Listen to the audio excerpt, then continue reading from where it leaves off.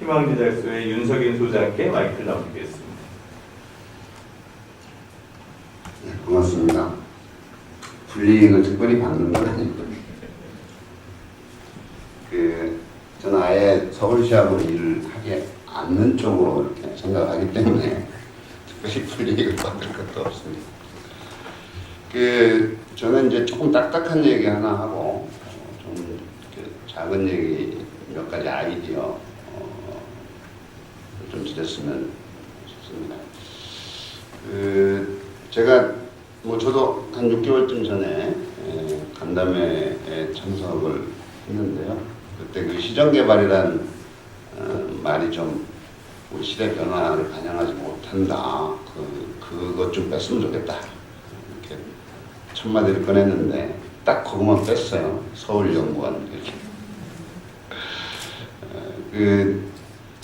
지금 그 신임 원장님이 이제 정명, 정견 이런 걸 강조하시고, 오늘 아침에 보니까 몇몇 언론사에서 그런 기사도 나온 것 같더라고요. 전적으로 공감하고요.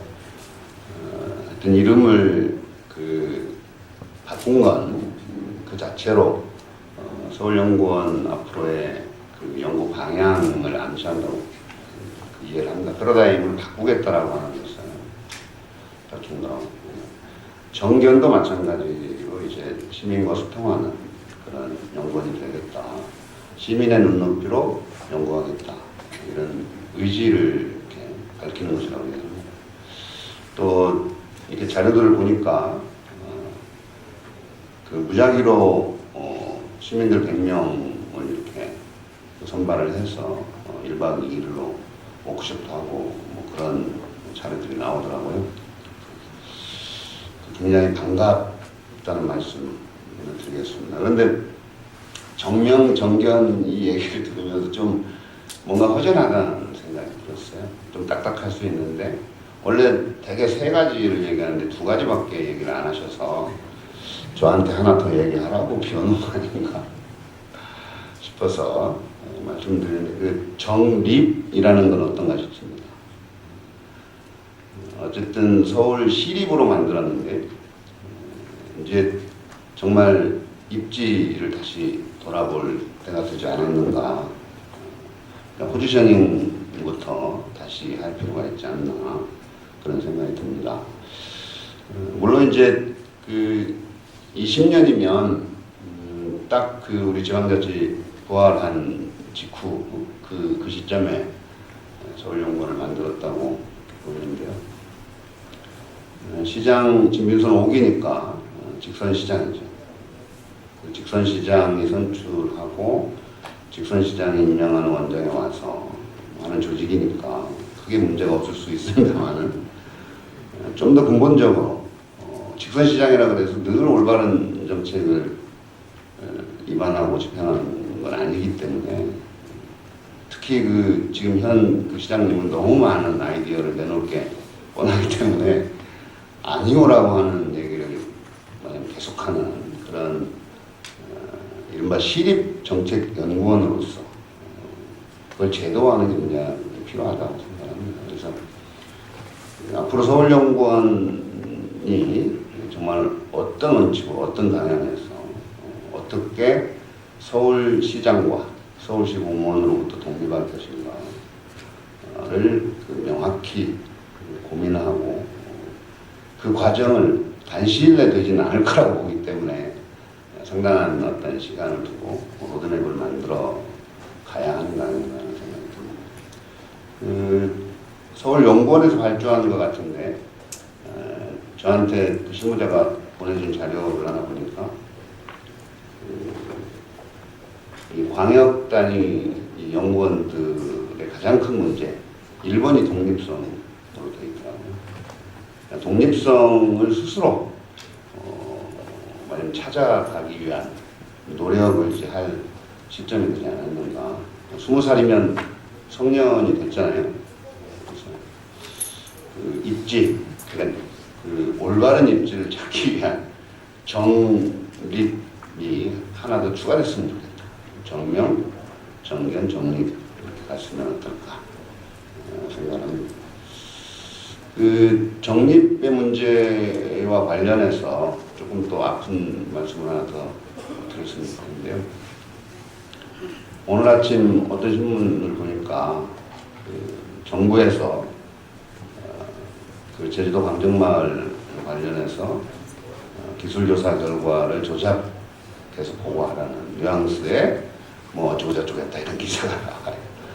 근데 이제 그게 저는 꼭 이 정부만의 문제는 아니라고 생각을 하고 그 전에 다른 정부들에서도 흔히 있었던 일이라고 생각합니다.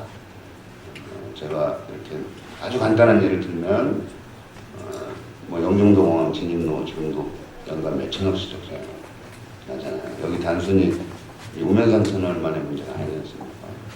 그래서 하여튼 그런 관련 어떤 연구 용역들이 제법 많았을 거고 그 때문에 새는 국민의 혈세도 제법 많을 거다.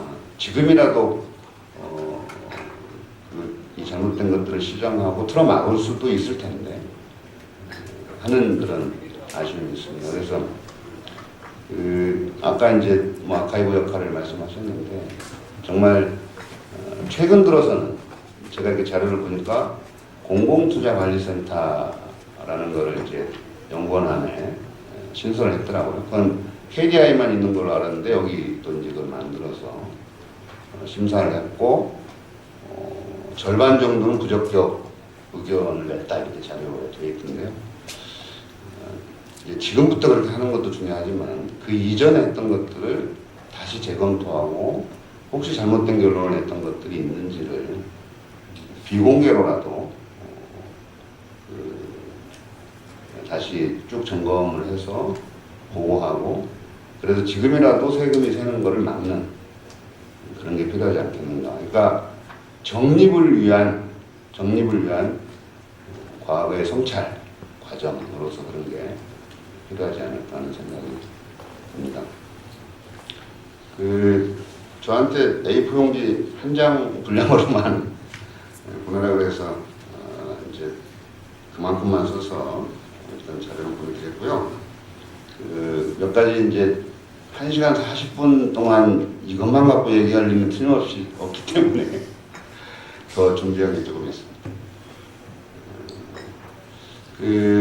이 독창성의 문제, 그 다음에 현장성의 문제가 여전히 이제 광역 연구원들의 주요한 문제로 지적되어 있더라고요. 그래서 그 독창성과 그 현장성의 문제를 이제 어떻게 우리가 발전시켜 나갈 것인가, 구현해낼 것인가 하는 것에 대한 아이디어들까지 제가 간단하게 말씀드리겠습니다.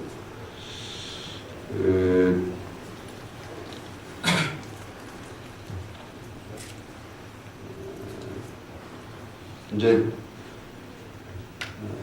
이것도 뭐 현실이니까 말씀을 드리겠는데요.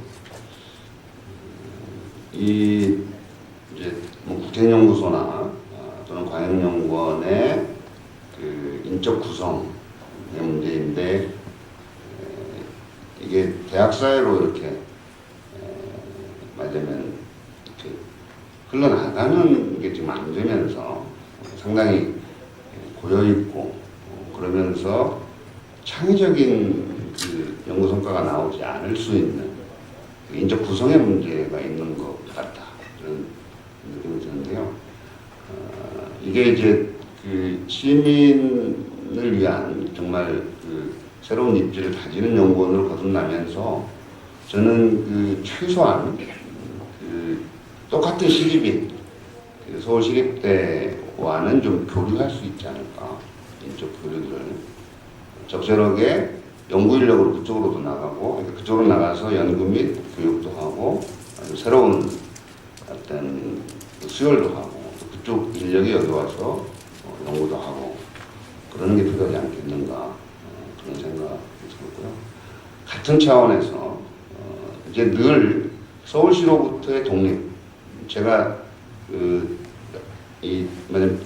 몇 가지 경험한 바에 의하면 서울시로부터의 독립이 또 굉장히 중요한데 그건 서울시장도 아니고 공무원들의 문제.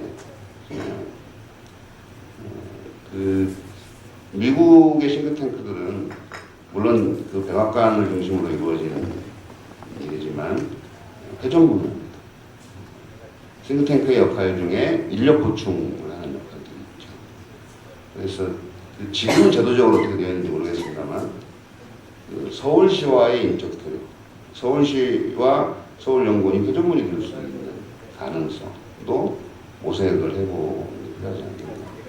서울시에 나가 있으면서 공무원들이 바라보는 현장을 체득할 수 있는 기회가 필요하지 않을까 그런 생각이 들고요. 또 하나의 아이디어는 뭐 이제 그 시민사회와의 대화를 위한 그런 그 얘기들은 이미 조금씩 다 하는 것 같아요, 새로. 근데 그 시민사회와의 그 원탁회의 같은 그런 것들을 이렇게 정례화할 뿐 아니라 실제로는 그 시민사회와의 인적 교류도 적극적으로 한번 고려를 해보시는 것 같습니다. 그래서 이렇게 이제 가끔 불러서 한 10분 정도 발언시키고 끝날 게 아니고 아주 본격적인 인적 교류도 검토해 볼 수 있다. 저희 희망계약서의 경우는 이제 그런 경험들이 있습니다. 여기 이제 삼성경제연구소에서도 저희들 그 파견을 받아준다고 했는데 저희들이 못 갔어요. 못 갔는데 어쨌든 그런 활발한 인적 교류들 속에서 현장성을 높일 수 있지 않을까 생각합니다. 일단 여기까지 말씀드리고 또 다음에 말씀드리겠습니다. 네, 그 다양한 레파토리를 얘기해 오셨는데 정명, 정견에 이어서 정립. 그러니까 이게 정자를 좋아하시는군요. 이게 그 다리가 3개 있는 그 정자, 그 정이 떠올라서 그런 생각이 들고요. 3개로 하니까 훨씬 더 정견, 정명, 정립 좋은 것 같습니다. 근데 그게 아마 포지셔닝을 분명히 해라 이런 말씀이고 그 시립이라는 것이 그냥 공무원 시청의 시가 아니라 시민의 어떤 그 시티즌십이 좀 반영될 수 있는 정책이었으면 좋겠다 이런 말씀인 것 같고요. 또 인적 운영에 있어서 어떻게 하면 독창성을 유지할 수 있을까? 또 시청 공무원과의 교류, 또 시민단체와의 교류 협력을 어떻게 할 것인가 이런 제안까지 해주셨습니다. 그래서 저희들이 공무원 또는 시립대학과의 교류 협력은 나름대로 생각들을 하고 있습니다만 그 내년부터는 좀 더 본격적으로 할 계획은 갖고 있고요. 그런 면에서는 또 좋은 그 의견이 될 수 있을 것 같습니다.